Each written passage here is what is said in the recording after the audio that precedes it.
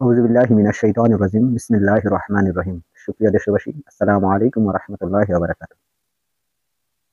যে দেশে মুয়াজ্জিনের আযান শুনে আল্লাহু আকবার ধ্বনিতে সূর্য ওঠে, যে দেশে আল্লাহু আকবার ধ্বনি দিয়ে সূর্য অস্ত যায়, যে দেশে মায়ের কোল থেকে একটা সন্তান হলে সেই সন্তানের কানে আযান দিয়ে সেই সন্তানকে পৃথিবীতে আ চলাচলের একটা ব্যবস্থা হয়, যে দেশে মা এবং বাবাকে নিকাহ অর্থাৎ কলেমা পড়ে তারপরে গাসিনী তাদের সাংসারিক জীবন শুরু করতে হয়, যে দেশে ৯০% মানুষ আল্লাহ এবং তার রাসূলকে বিশ্বাস করে, যে দেশে নারী আজও নিজের স্বামীকেই আল্লাহ এবং আল্লাহর রাসূলের পন্থা অবলম্বন করে নিজের স্বামী ভক্ত হয়ে জীবনযাপন করে, যে দেশে একটা পুরুষ একটা স্ত্রী গ্রহণ করে আল্লাহ এবং আল্লাহর রাসূলের উপর বিশ্বাস করে, সেই দেশ সারা পৃথিবীর দ্বিতীয় বৃহত্তম দেশ এই মুসলিম দেশ। মহান আল্লাহ রব্বুল আলামিনের অশেষ নিয়ামত রয়েছে এই দেশে। সে দেশে এই বাংলাদেশে আল্লাহর যে নিয়ামত আছে পৃথিবীর অন্যান্য দেশে তুলনায় অনেক কম আছে। যে দেশের মানুষ এখনো মৃত্যুবরণ করলে তারা শত কাজ ফেলে রেখে তাকে সৎকারের জন্য তাকে গুরুস্থানে নিয়ে যায় প্রতিবেশীরা, এবং আজও ২ লক্ষেরও বেশি মসজিদ এদেশে প্রতিনিয়ত ৫ বার করে আজান হচ্ছে। সেই দেশে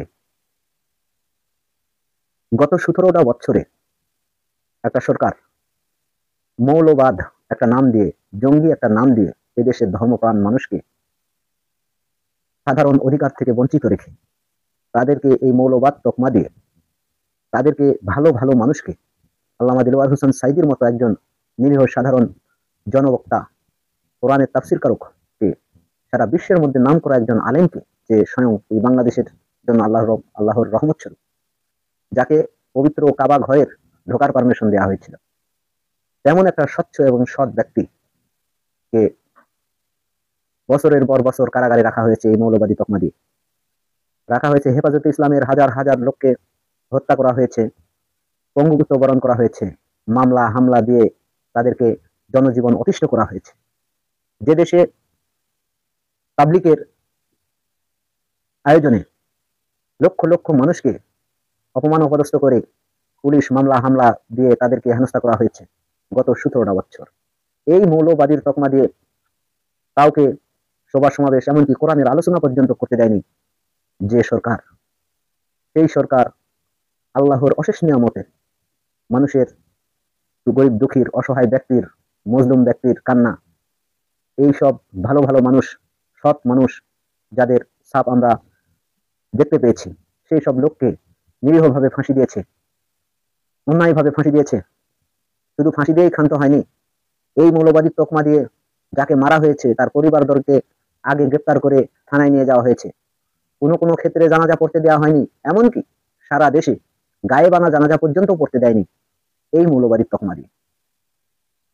যে দেশে ৯০% মানুষ সূর্য উঠে আল্লাহর নামের ধ্বনি দিয়ে, সেই দেশে গুটি কয়েকটা মানুষ শুধুমাত্র পার্শ্ববর্তী দেশ ভারতের মনোবাসনা এবং মনোখায়েশ এবং ভারতের স্বার্থ রক্ষার জন্য এদেশের মানুষকে যুগের পর যুগ শাসন করেছে, শোষণ করেছে মৌলবাদী তকমা দিয়ে।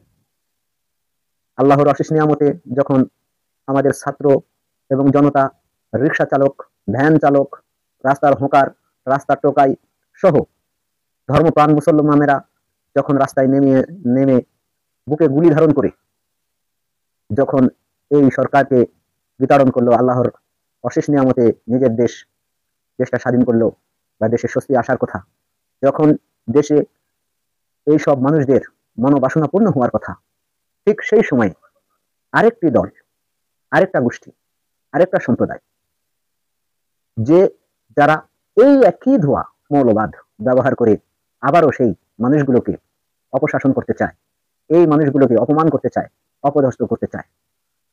বাংলাদেশের মানুষ শাক দিয়ে মাছ ঢাকা আর দেখতে চায় না। তাই জন্য যারা এই ধর্মকে ব্যবহার করে এই ধর্মীয় ভাবধারাকে আঘাত করে ধর্মের নিজের নামও মুসলমানের, নিজের কামও মুসলমানের, দাবিও করে যে আমি মুসলমান, কিন্তু ইদানিং দেখতে পাচ্ছি তাদেরকে ওই ভারতের সুরেই তারা মিডিয়াতে কথা বলছেন এবং এই ধর্মপ্রাণ মানুষগুলোকে, যে দেশে 2 লক্ষেরও বেশি মসজিদ, 2 লক্ষ মসজিদে 2 লক্ষ ইমাম, 2 লক্ষ মুয়াজ্জিন, যে দেশের আজও একটা ছেলে এবং একটা মেয়েকে সংসার করতে হলে আগে কালেমা পড়তে হয়, সে দেশে আপনি মৌলবাদী বলে কাকে বোঝাচ্ছেন? এই প্রশ্ন আমার, এই প্রশ্ন আমার।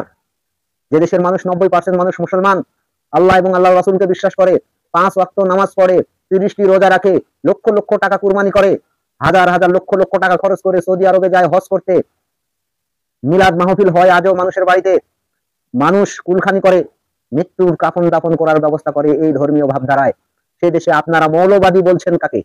এই প্রশ্ন কয়েকজন মানুষকে আমি করতে চাই।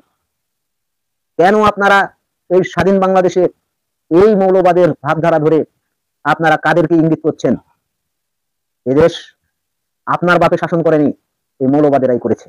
এদেশের মুসলমান যখন 5 আগস্ট একটা পুলিশ যখন বলল স্যার একটা গুলি করে আরেকজন বুক পেতে দেয়, একটা গুলি করে আরেকজন মারলে আরেকজন বুক পেতে দেয়, তারা পলায় না স্যার, একটা গুলিতে একটাই মরে, কিন্তু আরো সবাই ছুটে আসে। কারা এই লোকগুলো? তারাই হলো এই দেশের মৌলবাদ মুসলমান, আপনাদের স্মরণ রাখতে হবে। তাই মৌলবাদের যে ব্যবসা আপনারা শুরু করেছেন, বিগত সালের যে স্বৈরশাসক সে যে ব্যবসা করেছে সেই ব্যবসায় লাভজনক হয়নি। আপনারা যারা ভাবছেন ঠিক একই কায়দায় এই লোকগুলোকে আপনারা মৌলবাদের কাতারে নিয়ে যে আপনারা তাদের মাথায় কাঁঠাল ভেঙে বসে খাবেন, সেই স্বপ্ন এই দেশে আর পূর্ণ হবে না। সুতরাং এই দেশের রাজনীতি করতে হলে এই মৌলবাদের ধারা নিয়ে আপনাকে রাজনীতি করতে হবে। আমরা মুসলমান, আমরা আমাদের ভোট দেব আল্লাহ এবং আল্লাহ রাসূলের জন্য। আমরা আমাদেরকে সেই লোককেই পছন্দ করব যারা কোরআন এবং হাদিস দিয়ে দেশ চালাবে। বাপের আইনে, স্বামীর আইনে, বাপের আইনে, ভাইয়ের আইনে এ দেশ চলবে না। আপনারা মৌলবাদী কেন বলবেন? আপনাদের এই দেশের অবদানটা কি? আপনাদের যে মৌলবাদীর তোকমা দিবেন আপনারা, এই মৌলবাদীর তোকমা দিয়ে আপনারা কি বোঝাতে চান? যে বাংলাদেশ কি সেকুলারিজম হয়ে গেছে? বাংলাদেশ কি হিন্দু রাষ্ট্র বানাতে চান আপনারা? বাংলাদেশ কি আপনি খ্রিস্টান বানাতে চান? বাংলাদেশের 90% মুসলমান, এদেশে মুসলমানের রাজনীতি চলবে, এদেশে কোরআন হাদিসের রাজনীতি চলবে। এদেশে এই যে বিভাজন তৈরি করেছেন আপনারা, যে মুসলমানের ভোট নেবেন, মুসলমানের গায়ের পরিশ্রম করা অর্থের বিনিময়ে আপনারা গরিব বসে থাকবেন, বাপ দাদার বাড়ি করবেন, সে স্বপ্ন দেখেন, আর মুসলমানকে গালি দেন মৌলবাদ বলে। এই কয়েকটি লোককে আমি নিজেকে সংযত করে কথা বলার জন্য অনুরোধ করছি। আপনারা বড়, আপনারা দেশের জন্য কাজ করবেন, আপনাদেরকেও কাজ করতে হলে এদেশে, রাজনীতি করতে হলে এদেশে আমাদের লিডারশিপ পেতে হলে আপনাদেরকে মুসলমান সেজেই আসতে হবে, ধর্মীয় ভাবধারাতেই আসতে হবে। মৌলবাদকেই আপনাদের ভাষায় যেটা মৌলবাদ বলেন, এই মৌলবাদ, এই জঙ্গিবাদ, এই সব বলেই নিরীহ মানুষগুলোকে ফাঁসি দিয়ে এক এক করে হত্যা করা হয়েছে। এই হেফাজতে ইসলাম নাম দিয়ে তাদেরকে এই মৌলবাদী তকমা দিয়ে হাজার হাজার ভালো আলেমদেরকে রিমান্ডে নিয়ে যে পঙ্গু করে দেওয়া হয়েছে। আপনারা ঠিক একই সুরে আবার সেই গান, পুরাতন গানে নতুন করে সুর দিয়েছেন।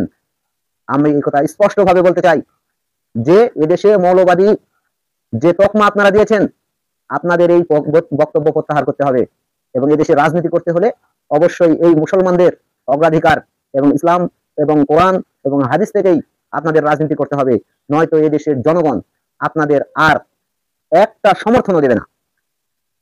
এমপি হওয়া তো দূরে থাক, আপনারা মেম্বারও হতে পারবেন না। এই একটা কথা বলে গেলাম। সুপ্রিয় দেশবাসী, আমরা যখন কোনো দায়িত্ববান ব্যক্তির থেকে কোনো অদায়িত্ববান কথাবার্তা শুনি তখন মনের থেকেই খুব কষ্ট লাগে, যার কারণে আজকের এই আলোচনাটা আমাকে করতে বাধ্য হলো। এদেশে মৌলবাদ নয়, আমরা সবাই মুসলমান, আমরা এক আল্লাহ বিশ্বাস করি, আমরা কোরআনে বিশ্বাস করি, মৃত্যু আছে আমরা বিশ্বাস করি, যার কারণে আমরা 5 ওয়াক্ত নামাজ পড়ি, রোজা রাখি, হজ করি, যাকাত দিই। আপনাদের কাছে যদি এটা সেকুলার মনে হয়, আপনাদের যদি এটা মৌলবাদ মনে হয়, তাহলে আপনার পরিচয়টা বলুন, আপনি কি?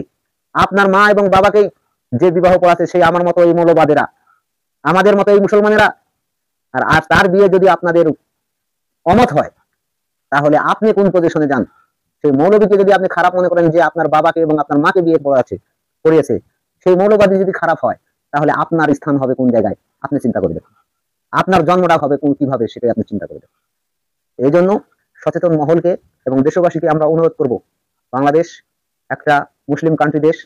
এদেশে আজানের মাধ্যমেই সূর্য ওঠে, আজানের মাধ্যমেই সূর্য ডোবে। লক্ষ লক্ষ মুসলিমের প্রতিনিয়ত ঘন্টায় ঘন্টায় এদেশে আল্লাহু আকবার ধ্বনিতে বেজে ওঠে বাংলাদেশের আকাশ এবং বাতাস। সুতরাং এদেশে আল্লাহর আইন এবং কালেমার পতাকা যেন উড্ড হয়, এই প্রচেষ্টাই করবেন এবার সবাই মিলে। ধন্যবাদ সবাইকে। আসসালামু আলাইকুম ওয়া রাহমাতুল্লাহি ওয়া বারাকাতুহু।